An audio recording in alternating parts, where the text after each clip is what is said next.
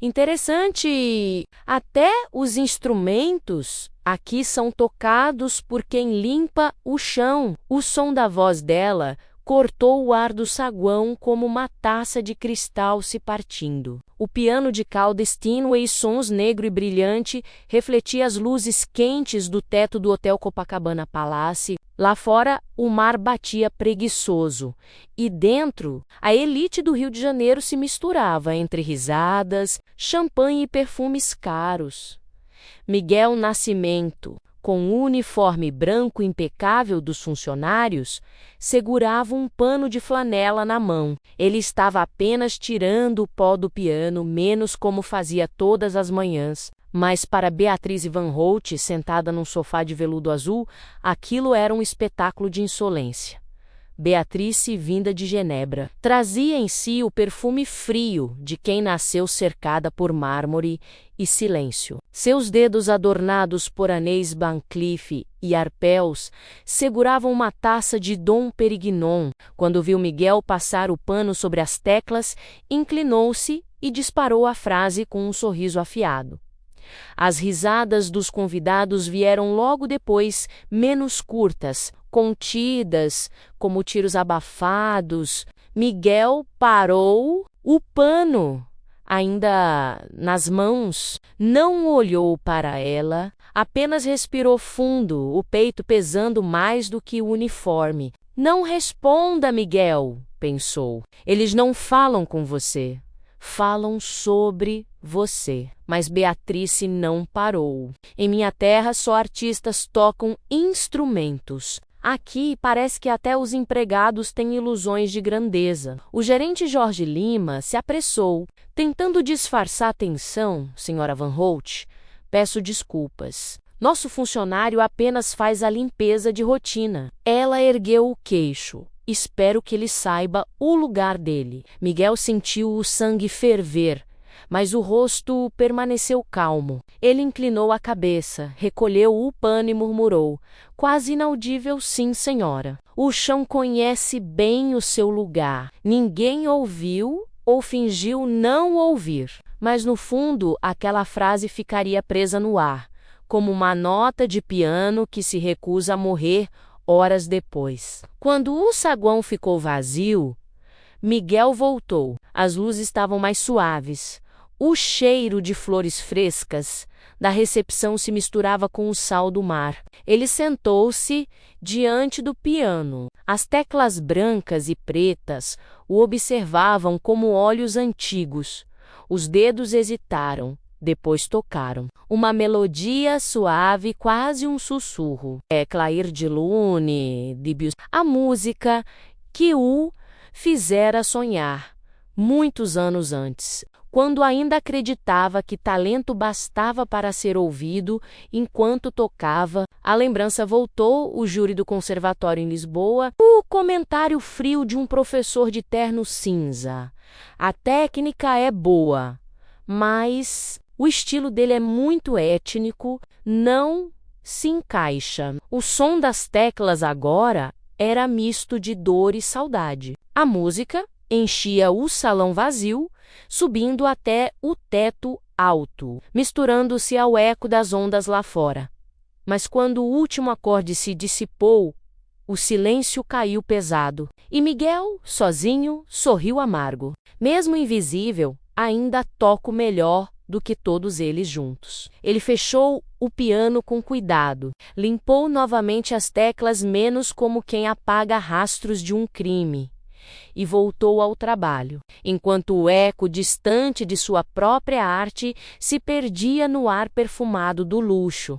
O amanhecer no Copacabana Palace tinha cheiro de café e maresia. Os primeiros raios de sol atravessavam os vitrais do saguão, desenhando formas douradas no chão de mármore. Enquanto os hóspedes ainda dormiam, Miguel Nascimento empurrava o carrinho de limpeza, silenciosamente pelos corredores longos e ecoantes.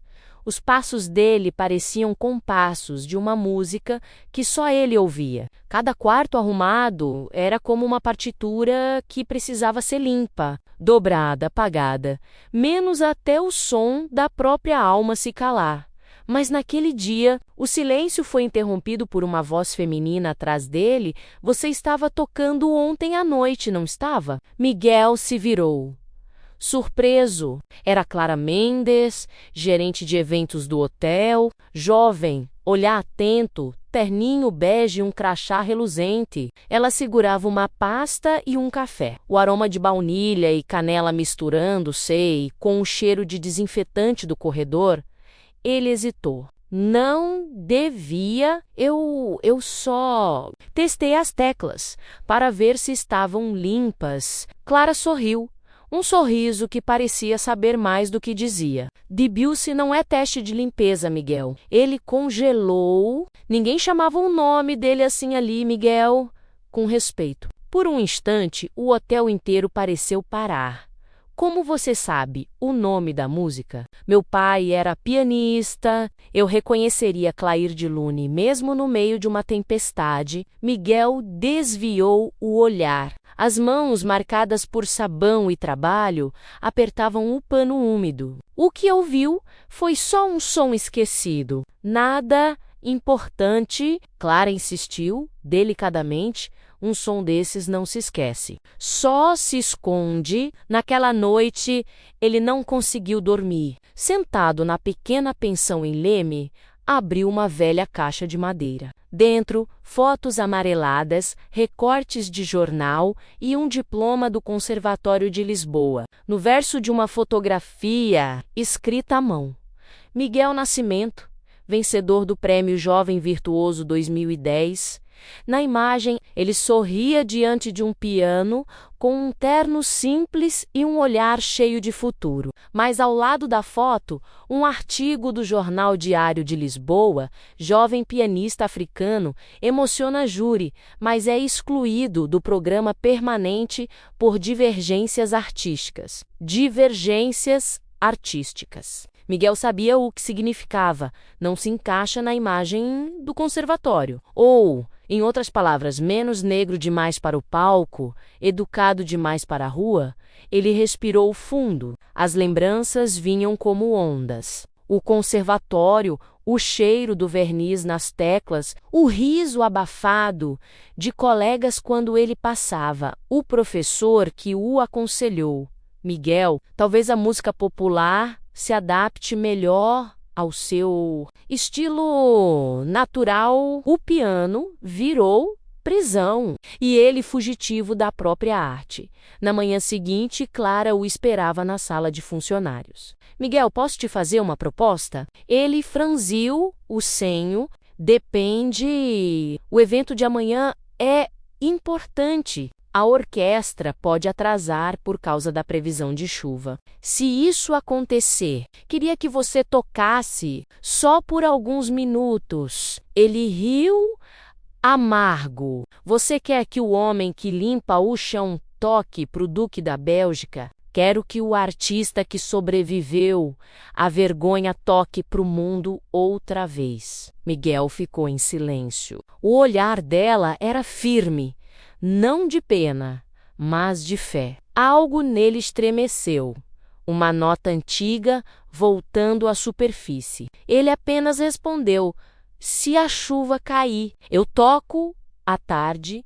Enquanto encerava o chão do saguão, olhou o reflexo do piano sob as luzes amarelas. Beatriz passava, vestida de branco, falando em francês com o marido. Nem o viu, mas ele a observou e um pensamento lhe atravessou a mente. Um dia, ela vai ouvir o som que ignorou e vai entender o peso de cada tecla. O vento do mar soprou pelas portas abertas do hotel. Miguel fechou os olhos. Por um segundo, o barulho das ondas soou como aplausos, ou como o eco de uma vida que queria voltar a ser vivida. O céu do rio escureceu mais cedo naquele sábado. As nuvens se juntavam sobre Copacabana, pesadas, ameaçadoras, refletindo relâmpagos distantes. Dentro do Copacabana Palace, nada parecia importar. O salão principal fervilhava com a elite carioca.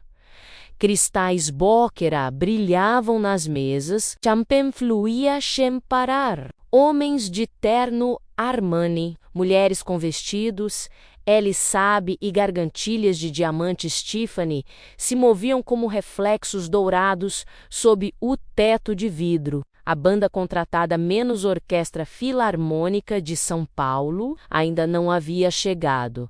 Beatrice Van Hout reclamava alto: "Este país é uma comédia. Até a música chega atrasada." O gerente Jorge Lima tentava sorrir, mas o suor na testa o traía. Clara, de pé ao lado, observava o celular menos notificações de trânsito e alerta de tempestade. E, em silêncio, pensava em Miguel. Lá fora, o vento aumentava. Primeiro veio o trovão. Depois, a chuva grossa, incessante, batendo contra as janelas como dedos de impaciência divina. Um funcionário correu até Jorge Senhor. A orquestra ficou presa na ponte. Não conseguem atravessar. O rosto do gerente empalideceu. Beatrice ergueu a sobrancelha, entediada.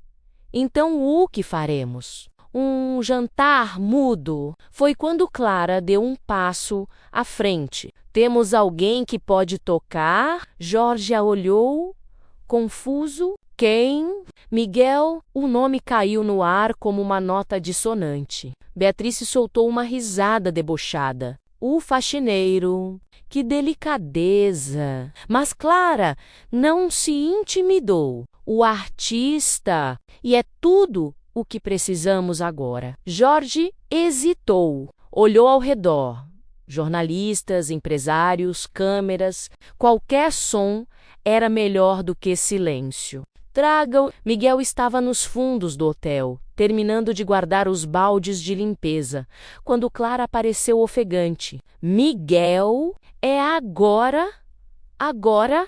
O quê? Eles precisam de música e só você pode salvar a noite. Ele riu, incrédulo. Salvar? Eu mal posso entrar naquele salão, então entre tocando. Ela segurou as mãos dele ásperas, cheirando a sabão e ferro. Miguel, não é por eles. É por você, pela parte que ainda acredita. Um raio cortou o céu. O som vibrou pelo chão de mármore. Miguel respirou fundo. Se é para tocar, que o trovão seja meu aplauso. Quando entrou no salão, o burburinho cessou. Os olhares se voltaram. Um homem de uniforme branco, simples, caminhando até o piano de cauda Steinway. Beatrice o observava, com aquele mesmo sorriso de quem espera um erro para poder rir.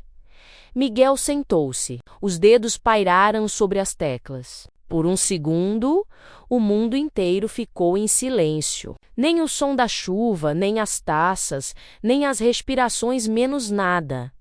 Ele fechou os olhos e tocou, primeiro, Clair de Lune, o lamento que o acompanhara por toda a vida. As notas fluíam como chuva escorrendo sobre vidros suaves, tristes, puras. Depois ele mudou, improvisou. Criou uma melodia nova, nascida ali. Entre o medo e a coragem, era música de terra e sal, de luta e sonho. Uma canção que cheirava a pele quente e a esperança esquecida. As mãos dele se moviam com a precisão de quem não toca para impressionar, mas para sobreviver.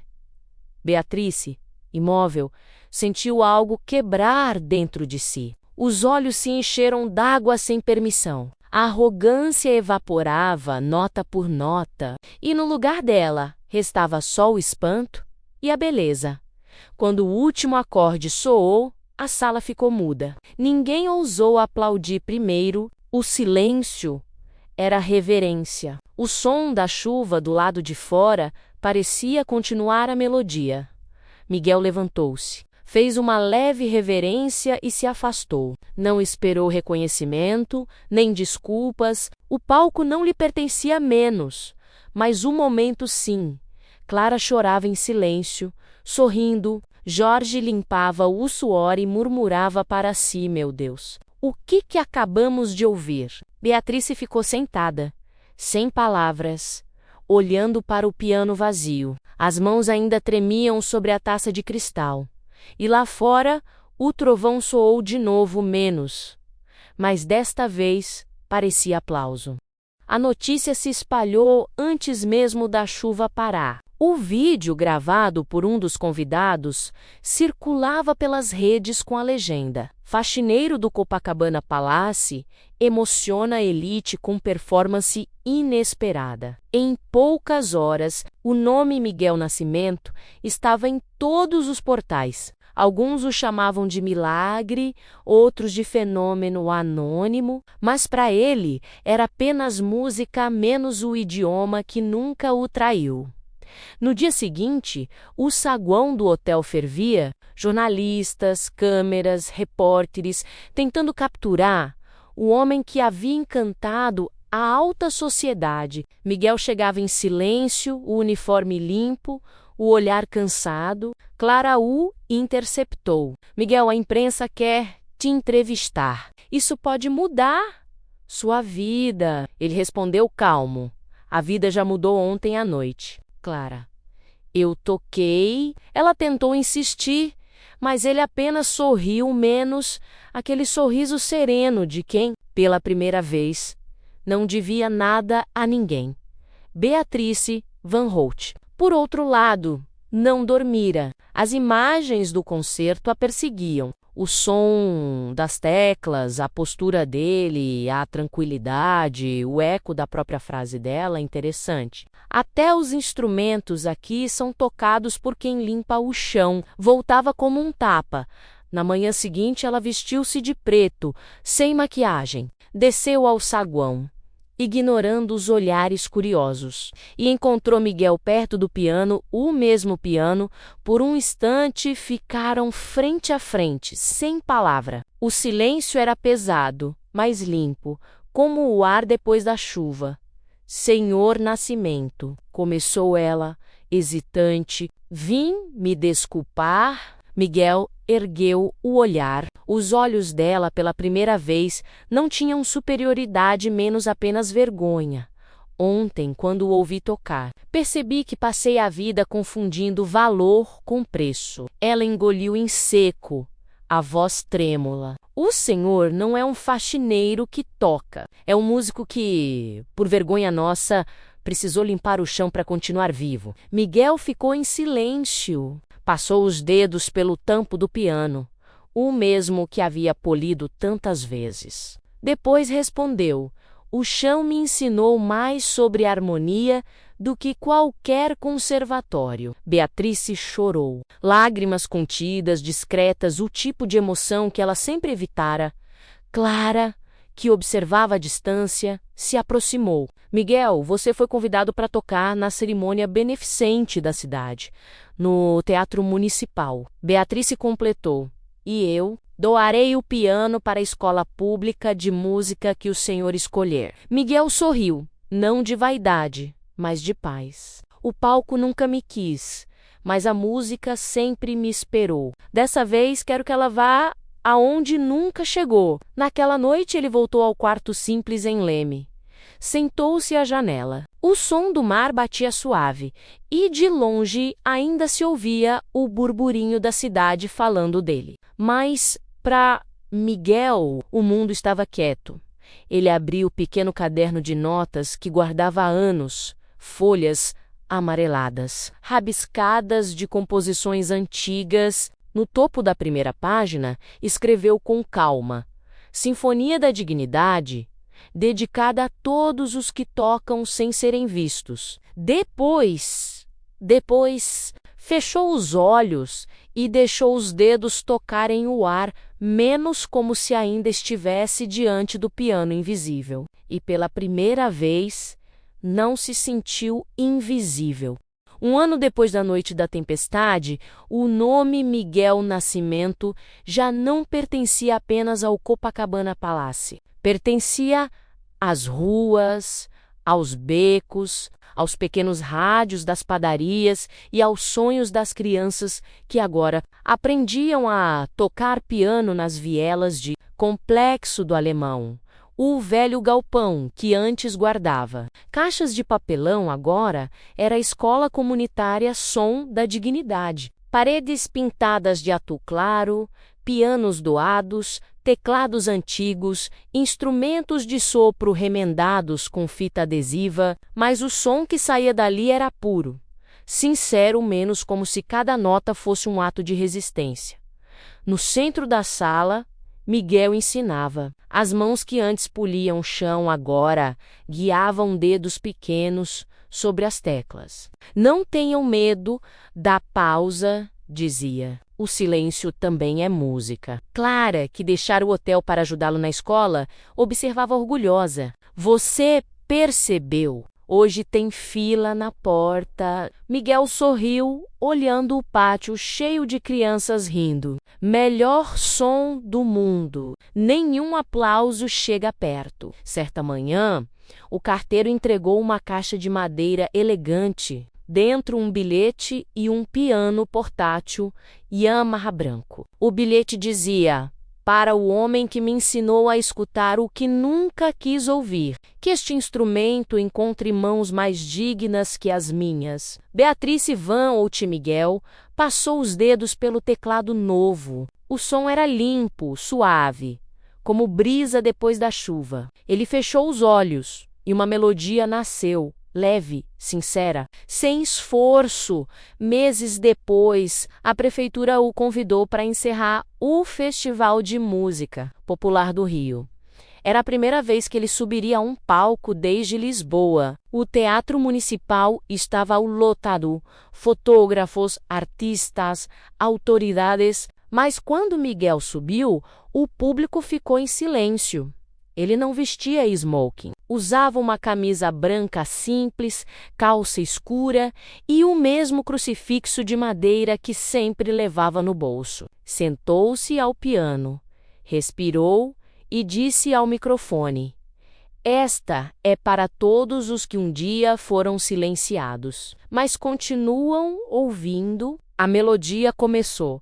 Sinfonia da Dignidade, mistura de erudito e popular, de dor e doçura. As notas dançavam entre as colunas douradas do teatro, subiam até o teto, atravessavam as janelas e se misturavam ao vento quente da cidade. No meio da plateia, Beatrice, com olhos marejados, levantou-se e aplaudiu. Logo todo o público se ergueu, mas Miguel não olhou para ninguém. O olhar dele estava distante, talvez no passado, talvez em algum lugar onde a arte ainda fosse livre. Quando a última nota soou, ele se levantou devagar. O público aplaudia de pé, mas ele apenas sorriu e fez um gesto simples. Levou a mão ao peito, agradecendo.